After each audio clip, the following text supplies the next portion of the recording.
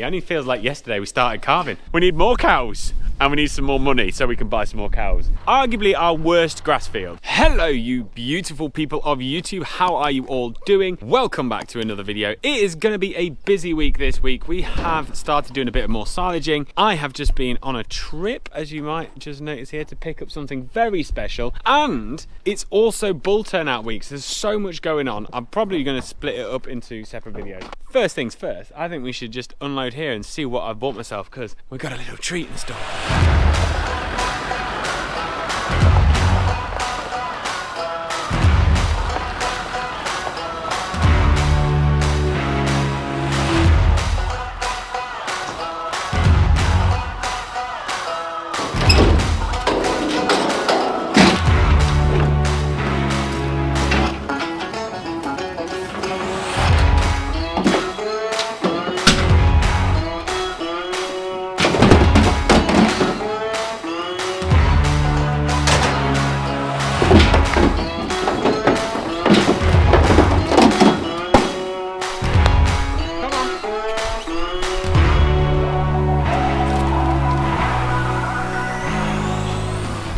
Little group of stunners. I have been and treated myself to 5 more stabiliser heifers because we're going to put the bulls out this week, so obviously if we want to get them in calf we need to get them to the bull. So I went and seen Mr. Tim Phipps over at Bragborough Hall, stabiliser multiplier farm, where I've bought all my stabilisers from because Tim has some seriously quality cattle, and we bought 5 more. I'd have loved 10, but they're all expensive. They cost money, don't they? Got to make it go round somehow. Look at them, they look beautiful.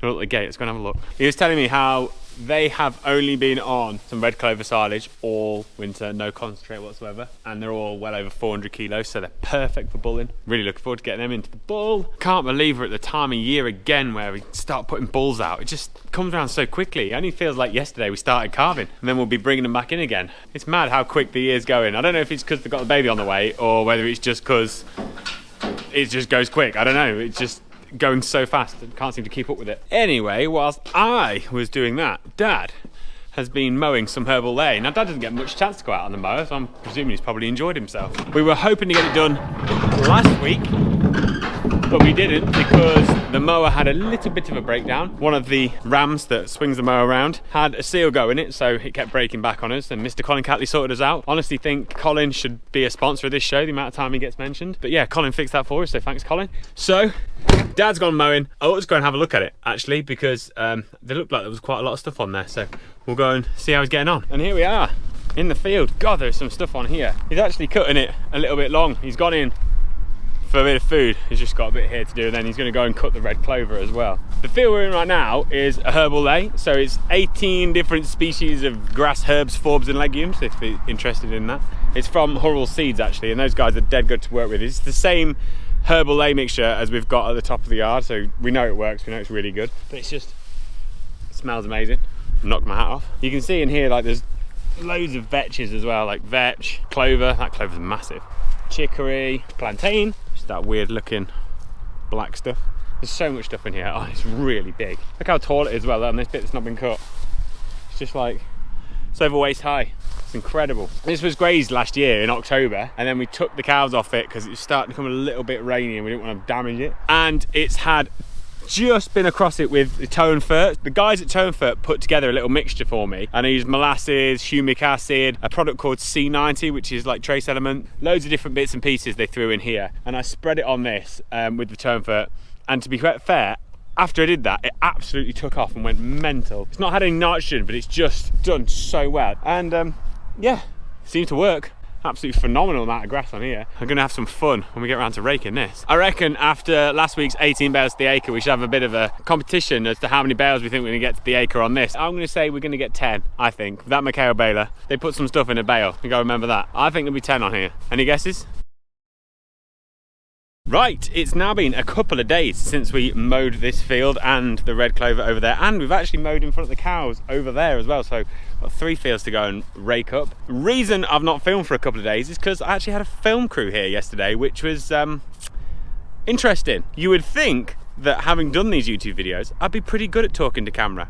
Turns out, not as good as you would imagine. But now I'm back in my natural habitat, back on the farm proper, and this looks really good. It's wilted nicely, just dried out, beautifully, and we've got the rake back out because we're going to go and rake all this up. Dad's about to go and jump on the baler, and I can't wait. I'm so excited. I love my rake. If there's any excuse to get the rake out, we should mow more often just for this. One reason why I want more cows, just so I can go raking more. Right, let's get on with it.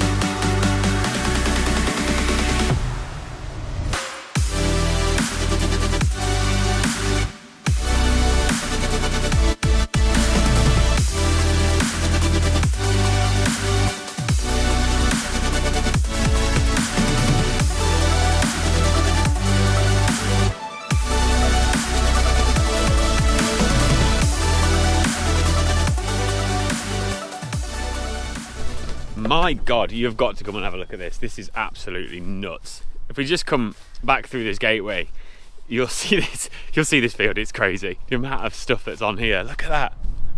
I don't know if you can see it that well on the GoPro, but it's just nuts. Dad is baling, as you can see over there. He's in B1. If you know anything about John Deere gears, you know that's really slow. And these bales are just 33 yards apart. He's having to go so slowly to get this stuff through. It's incredibly thick. He's making some really solid bales as well. Look at this. You can see all that clover, the stuff in there. It's absolutely rock solid. This field is like, it's actually 17 acres, but there's this margin along here that you can see, which is about an acre, and then there's another grass margin the other side of it. So probably, let's just say it's an acre and a half. So that makes this field around about 15 and a half acres. And on one lap round, he got 22 bales. So I'm thinking 10 bales to the acre might be a little bit low. Anyway, we're going back through here because we're going onto this red clover and grass ley. Dad was adamant when he mowed this that this was thicker than that field we've just been in. So, I mean, I don't know. I'm just lost for words. You can see all this red clover in here. You can see it there. This hasn't had any nitrogen either. It's just...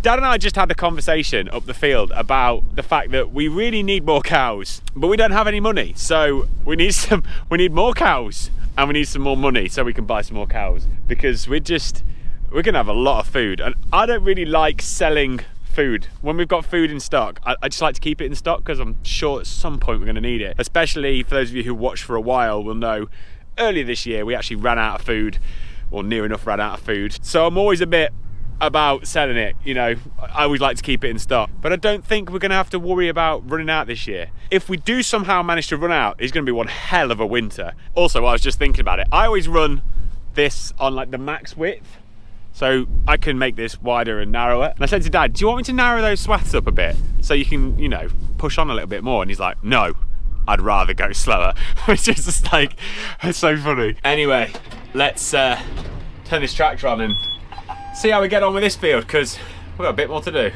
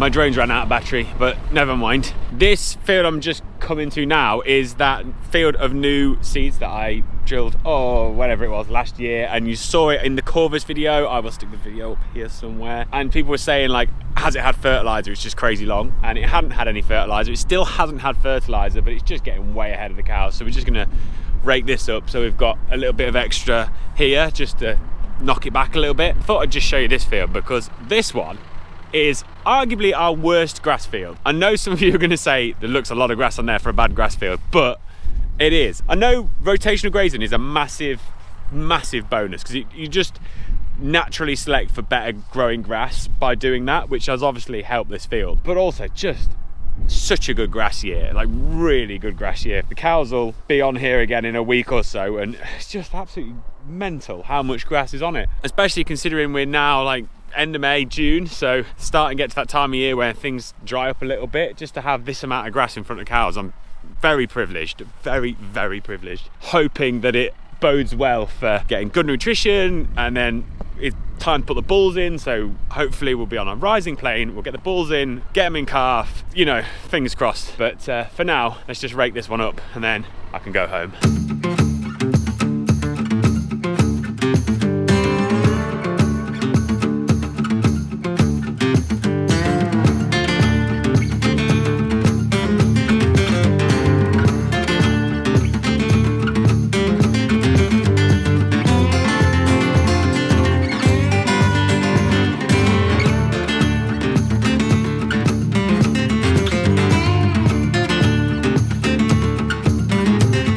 And that is it, done and dusted. Lovely job. Actually, surprising how much is on here considering how much we've grazed this as well. I will give this a sniff of fertiliser when I go and put a little bit on the spring barley, which is also in need of a bit. And that'll be the first fertiliser it's had since it's been drilled. I do think, however, given the amount of stuff on that Herbal Ley and on the Red Clover, and then this little bit, I'm going to be very busy on the wrapper when Dad gets going. Me and him were actually discussing, I'm sure like many farmers do, you know, what you're going to do next time you swap this, or what you're going to do next time this happens or that happens. And we were saying about how we would think about potentially having a baler wrapper next time when we swap the baler. When you're going grass, like that Herbal Ley where he's baling now, I don't think that wrapper would keep up because that bale is coming out so quickly.